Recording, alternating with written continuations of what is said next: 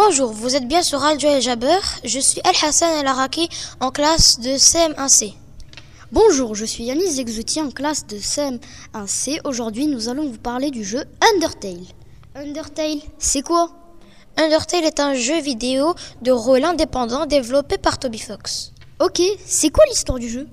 Il y a longtemps, deux races vivaient sur Terre, les humains et les monstres. Un jour, une guerre éclate entre les deux peuples et après une longue série de batailles, les humains en sortent victorieux. De grands magiciens réussirent à enfermer les monstres dans l'outre-monde grâce à une barrière magique, mais cette barrière n'est pas parfaite.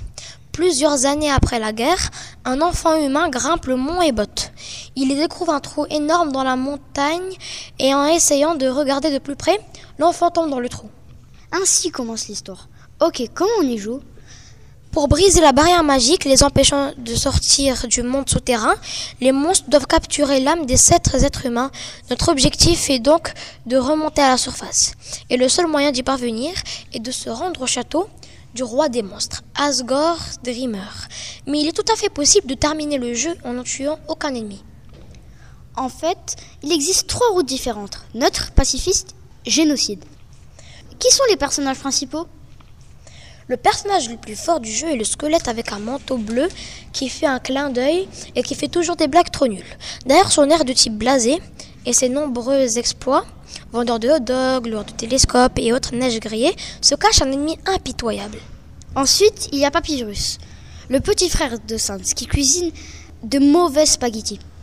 Un des personnages le plus durs est aussi Azrael Dreemurr, le fils du roi qui était floué depuis le début. Pour le combattre, il faudra épargner tout le monde et devenir leur ami. Alphys est la scientifique du roi. C'est elle qui a remplacé Gaster, le père de Sans et Papyrus. Undyne est à la tête de la garde royale. Toriel est considéré comme notre mère monstre dans le jeu. Asgore est le roi des monstres. Enfin, le meilleur de tous, c'est une nombreuse alternative de Sans, le gardien des Fanmad, le protecteur des univers, celui qui a donné ses émotions en échange de la survie des mondes. Ink Sans.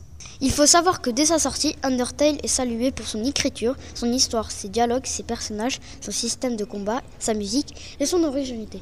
Par la suite, il se vend à plus d'1 million d'exemplaires et nommé pour plusieurs prix tels que celui du Game of the Year, jeu de l'année, décerné par plusieurs médias ainsi qu'à des conventions.